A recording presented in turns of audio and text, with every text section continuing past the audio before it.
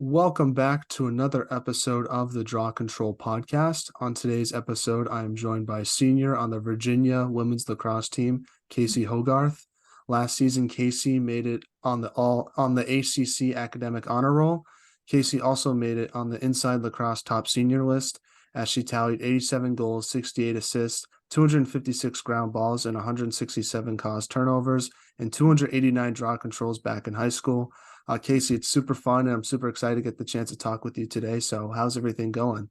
Everything's good. We're back here in Charlottesville, starting to practice, getting in the swing of things. And I'm just really excited to be back with the team for one more year. Now, how was your summer this year, and did you do anything interesting, whether it was lacrosse related or not? Yeah, summer was great, flew by way too fast, but I actually the first week of August, right before I went back to school, I went to Iceland with my family. Did a little family vacation there, did a lot of adventurous stuff. So it was cool to, be training all summer, but then have that, week break mentally where you could just kind of, work out for fun and, experience something really cool. That's awesome. How was Iceland? Oh my gosh, it was beautiful. I highly recommend going. It was a really good time to go because it's not warm there by any means, but it was, like 60 degrees would be the probably like the nicest time, but the scenery was beautiful and the sun like never goes down. So that was kind of threw me off my sleep schedule a little bit, but it was a really good experience and I'm so thankful that I got the opportunity to go with my family. So, outside of your fun Iceland trip, what were some things that you worked on to get ready for fall ball, which, believe it or not, starts pretty soon, which is pretty crazy to think about? Yeah, I think I had a definitely a different approach to training this summer. Whenever I would go to the field or go to pick up or go work out with my trainer, anything. I would say my past summers of training, I would go just to work out. But I think this summer, I actually would, write down like what I wanted to get out of this workout. So whether it was footwork, stick protection, stick fakes in the midfield, straight up conditioning, anything like that. So I think I got a lot more out of the summer because I actually like would write down, ways I would improve, whether it was like doing more conditioning reps, how many drops I had when I did wall ball. And it was kind of like I would make a competition with myself, and that really helped me not only physically but mentally prepare for fall ball because I think this season, for our team in particular, it's going to be a really special year. What are some drills you do to work on your stick protection? So basically I would have some of my friends from the Philly area, we would just do dodging. And then we would actually have a football pad, like a dummy. So instead of, getting hit with like the shaft all the time and having bruises the next day, we would actually just get a football dummy and just, kind of like beat the crap out of each other, I would say, with the football dummy.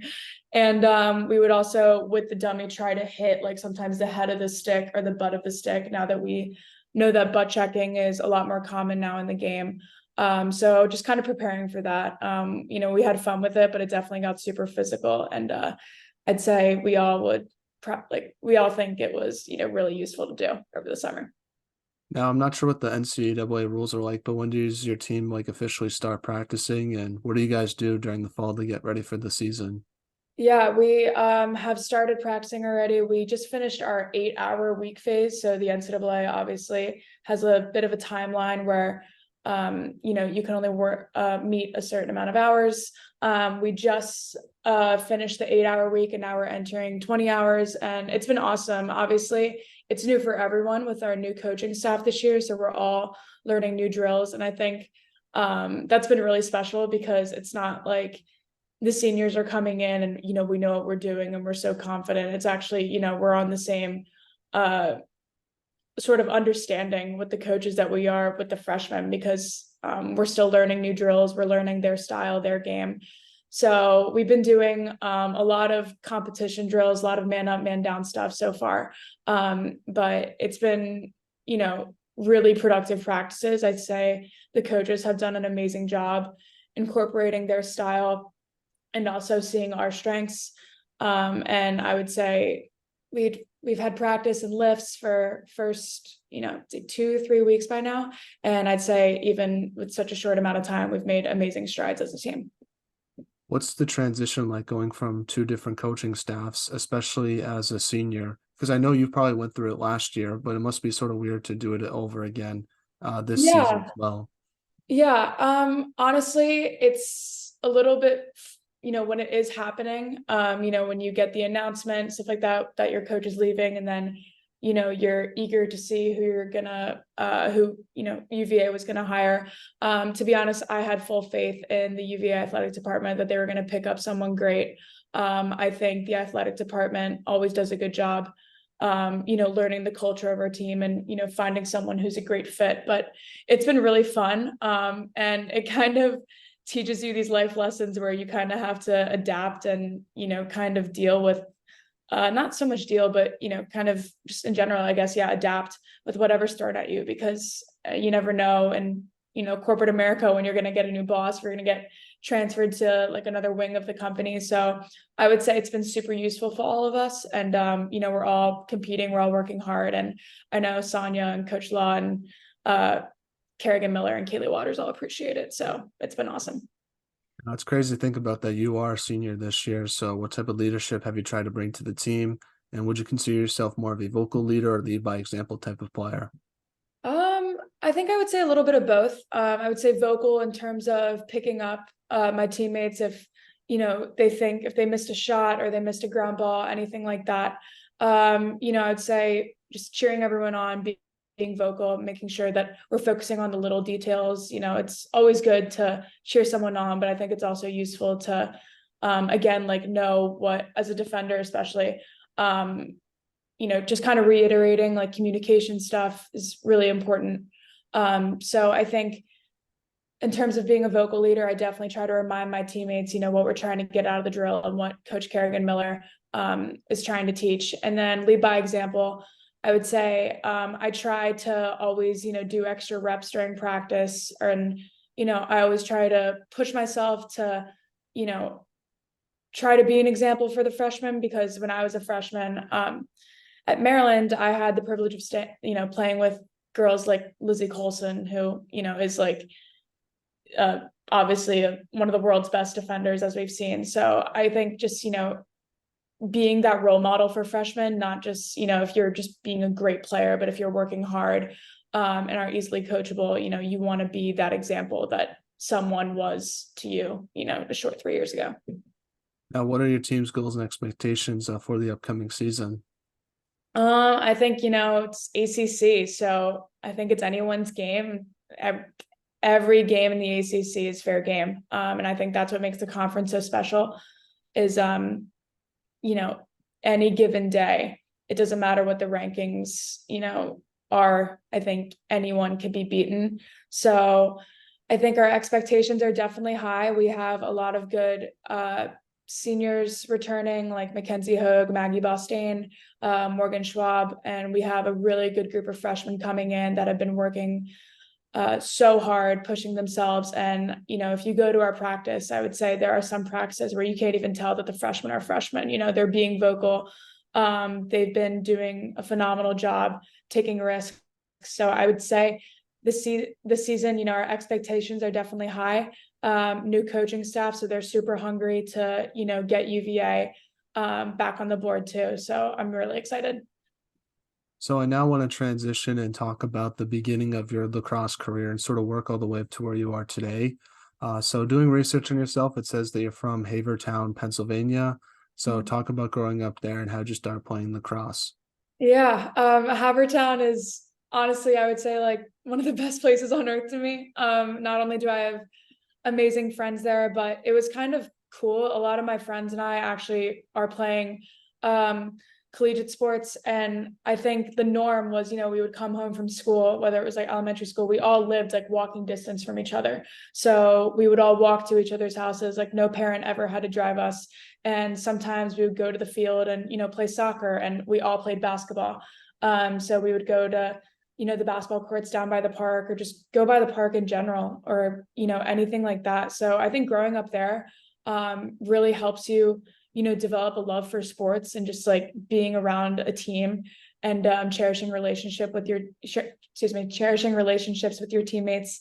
It's been awesome. And I think, I played a lot of different sports as a kid. My parents both played sports, so they're big believers. And, when you're young, you want to play multiple sports because you learn things from other sports that you can incorporate into, your main sport. So I played basketball when I was little. I played soccer. I think all my friends and I played soccer when we were little. I was really big into field hockey as well when I was little. So I think playing lacrosse, they had a little bit of a house pickup league. And because I played field hockey and I excelled on the field hockey field, my mom was like, oh, it's another stick sport. Let's just throw her into lacrosse. I'm sure she'd be fine. And I fell in love with the speed of the game.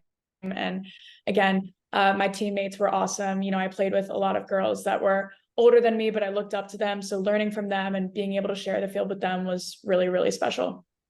Yeah, like you mentioned, you also played field hockey in high school. So how do you think playing that sport helped you specifically in lacrosse? Because I'm assuming burnout wise, playing other sports definitely helps out with that. Because I feel like today, at least for me, I feel like a lot of players now don't really play multiple sports in high school, and I feel like that has a negative effect in college. And I feel like you see that sometimes. Yeah, it's a shame. I think when you play only one sport, especially when you're in middle school and in high school, you kind of almost look at it like it's a job, and sports shouldn't be a job. I think when you go to college, yeah, we're required to go to class, but we're not required to play lacrosse. Like, you can quit the lacrosse team at any time. You can't quit school and then quit lacrosse. Unfortunately, that's not how it works. So I think playing multiple sports really helps you mentally kind of like decompress, because when I was committed to Maryland for lacrosse, but I was still playing high school field hockey at Agnes Irwin. And, Philly field hockey is really, really intense. I would say it's definitely the hotbed in the US, but I didn't treat it like that because, it wasn't my main sport and it was just fun. And I think, but it was still super competitive, which really helped me. And, we had for field hockey a lot of conditioning tests that directly translated to lacrosse. So when I was playing fall ball, I was always in great shape. And I think also like the field spacing and just the hand-eye really helped. My mom played field hockey as well. So she would always try to teach me like certain lanes and off-ball movement that I did on the field hockey field. And then when I started playing lacrosse and started shooting lacrosse seriously, it was kind of the same way. When you're trying to clear the ball, goalies are trying to look for the off-ball movement and, the like fadeaway cut. It all translates. So I think, I still credit my college lacrosse career a lot to the field hockey coaches that I had growing up. They were great. And even though I was playing lacrosse, they still pushed me on the field hockey field. So that was just really good for me as an athlete, to develop. Growing up, did you have like a favorite lacrosse player or team that you like to watch? Yeah, my grandfather actually played baseball at Maryland. So when I was little, I remember when I first really started getting into lacrosse, I believe North Carolina won it that year, but it was at Villanova Stadium. I forget what year it was. I want to say maybe it was like 2012. It was the first year Carolina won it, but Maryland was in the Final Four.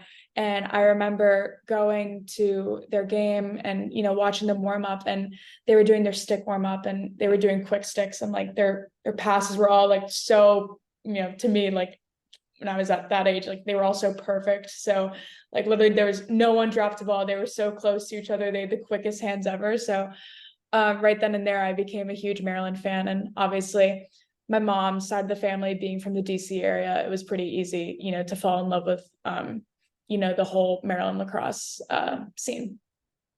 And before college, like you mentioned, you played for your high school at Agnes Irwin. What was your high school lacrosse experience like, and what did you take away from it? And what's like the best memory you have from your high school lacrosse experience when you look back on it now?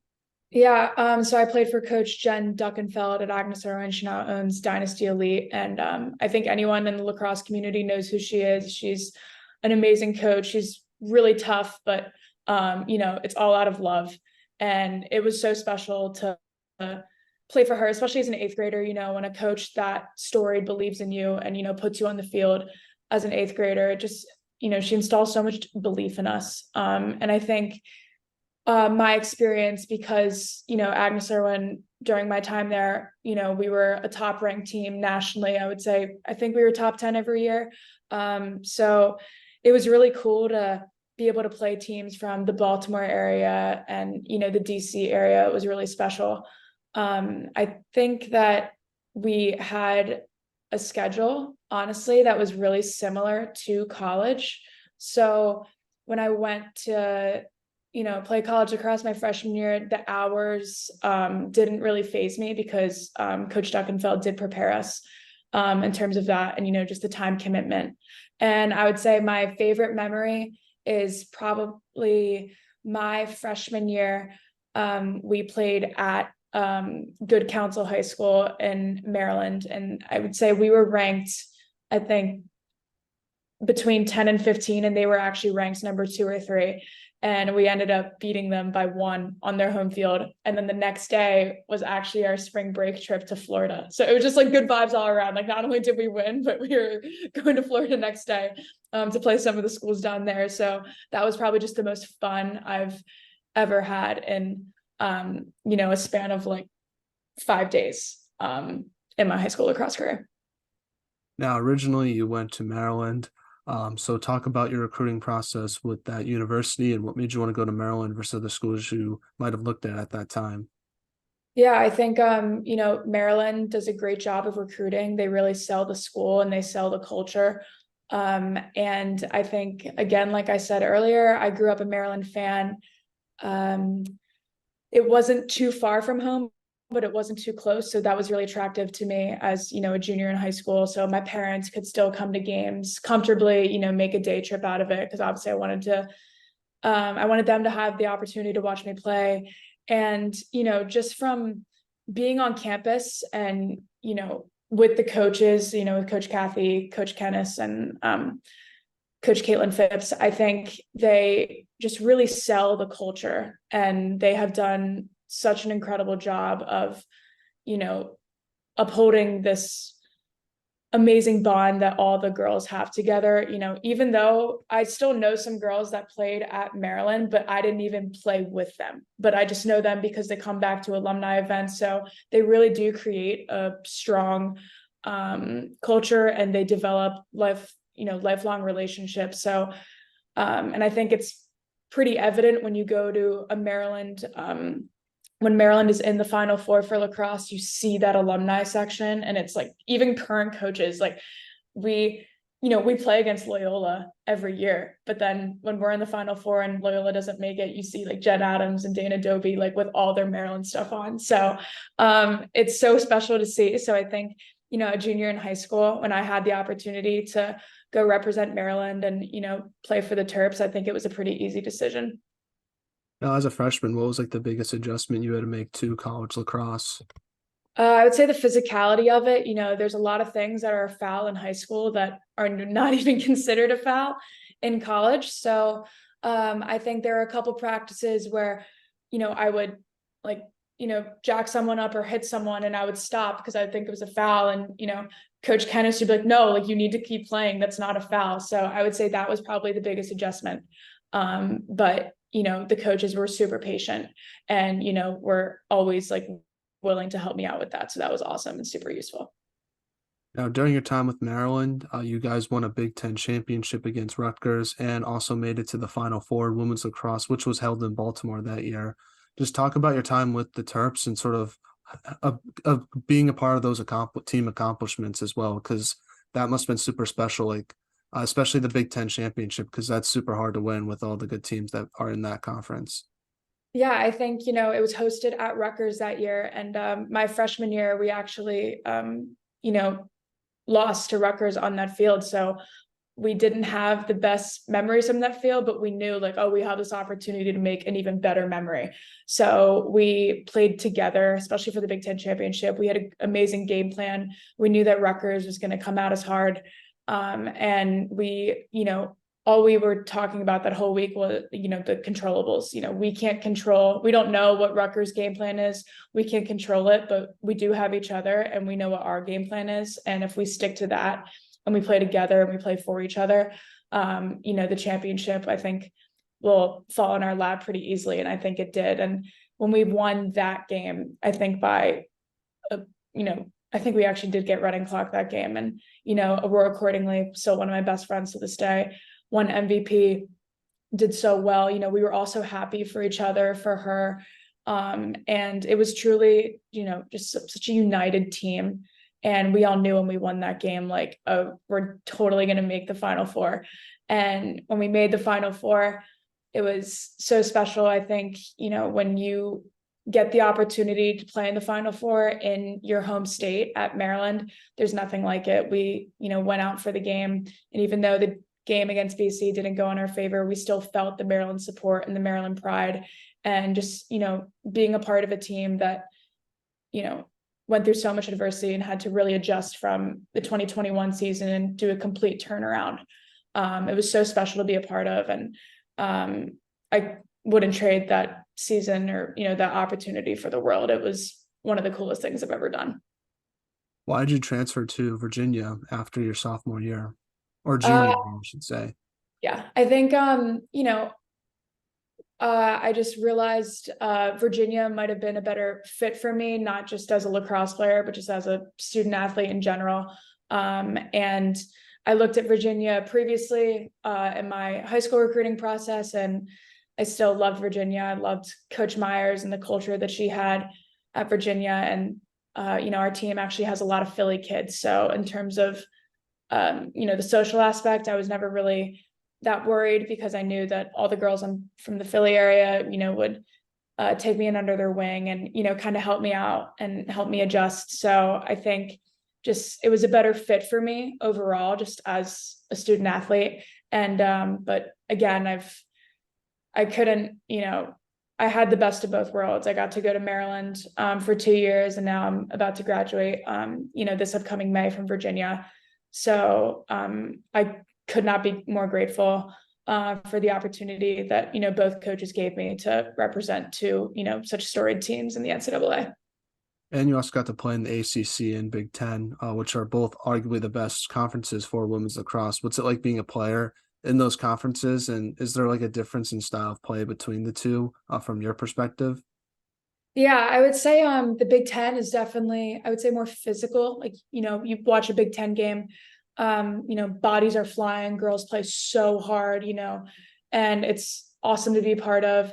It's really cool to, have that mentality of like just go all out, like run through a brick wall. I would say the ACC, especially from being a defender and playing against Big Ten and ACC attackers, Big Ten attackers, you look at players like Izzy Skane, for example, who's not just super skilled, but she's very athletic and very powerful. So I think she is, a great example of what the Big Ten play tries to, like advertise. It's just super physical, super tough. And then you look at ACC, when, I would say it's a lot more finesse and a lot more like skill.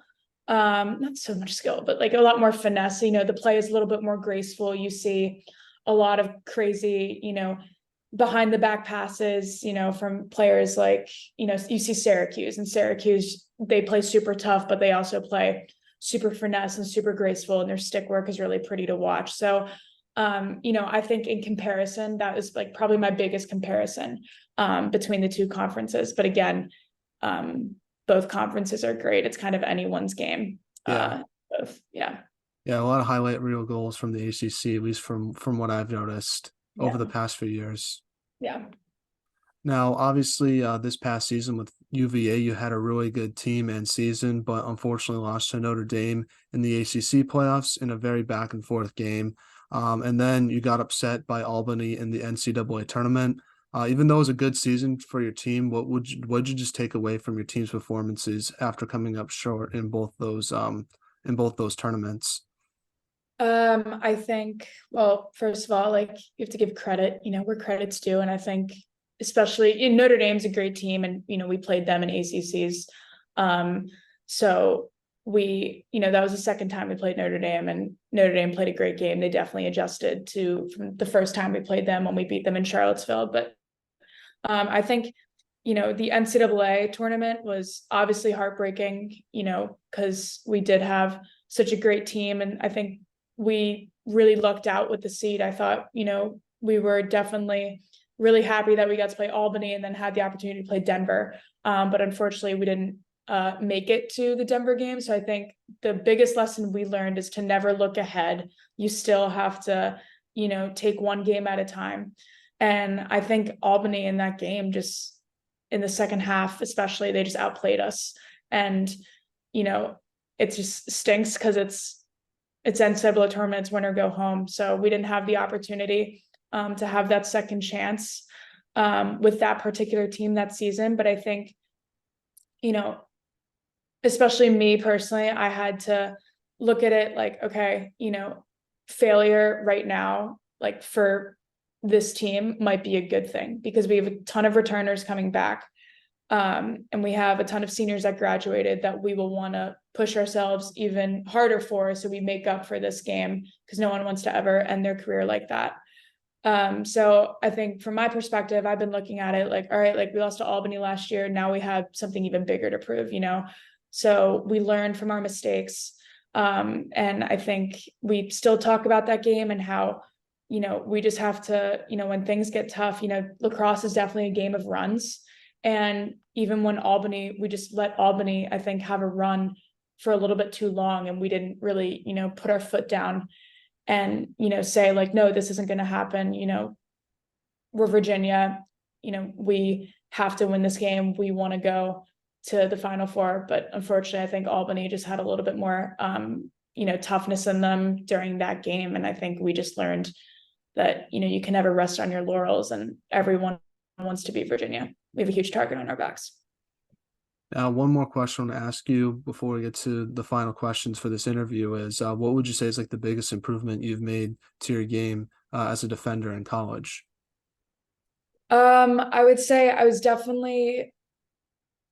tried over the years to be a little bit more active with my stick. I think I learned from field hockey, just to stay low and watch our hips and have good body positioning. But you see all these defenders causing turnovers, being active and a little bit more aggressive with their sticks, and the game overall throughout my time has gotten more aggressive. So I've definitely been still, I think you can always improve, but just trying to work on, really disrupting attackers and, not only just, putting my shaft on their body, but, making their stick, then protect their stick more and just getting them a little bit rattled. So, they either drop the ball and the ball is going our way, or even, they're forced to pass it.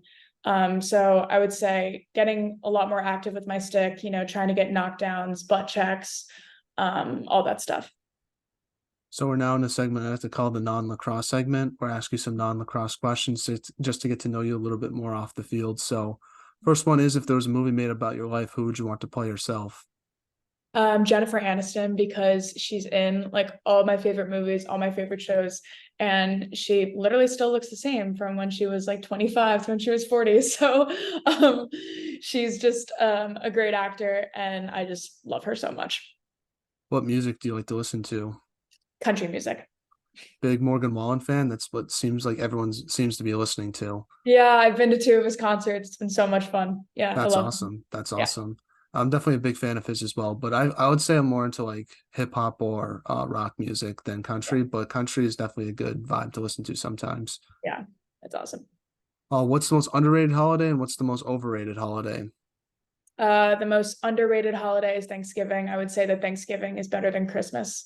I think, there's nothing better than, watching football all day with just like a ton of food around you. It's so much fun. And then the most overrated is Easter. I just, Ooh. it's like, it's so weird. Like when I was a kid, when my brother and I were kids, we didn't never really believe that like there was like an Easter bunny hopping around. So I always just thought the holiday was kind of weird, if I'm being honest. Well, if there's any kids listening to this podcast, the Easter Bunny is real. So at least from what I've been told by different sources. So Yep, exactly. That's okay. You can believe whatever you want. I would say underrated for me is probably I would say Thanksgiving, and then overrated is probably New Year's Eve. I just think I you're love just waiting for a clock. That's pretty much it. So That's fair. That's fair. Yeah. now you have the best style on the Virginia women's lacrosse team, but besides yourself, who would you say has the best style off the field? Finley Barger, a second year from Baltimore. She always walks into the locker room with the cutest outfits. And I actually texted her last week saying, hey, like, where do you get your clothes? My birthday's coming up. So I was like, oh, hey, where do you get your clothes? Like, just because I want to shop there or ask for some pieces for my birthday. So yeah, shout out Finley Barger. She has great style.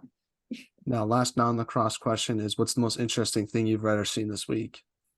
So for one of my classes, I actually read an article on how AI is going to change the whole system in face of marketing. So I read a piece on that, and I want to get into marketing. So it's been really informative to read all those pieces. And AI is making huge strides in society right now, especially in the economy and how it's taking over jobs.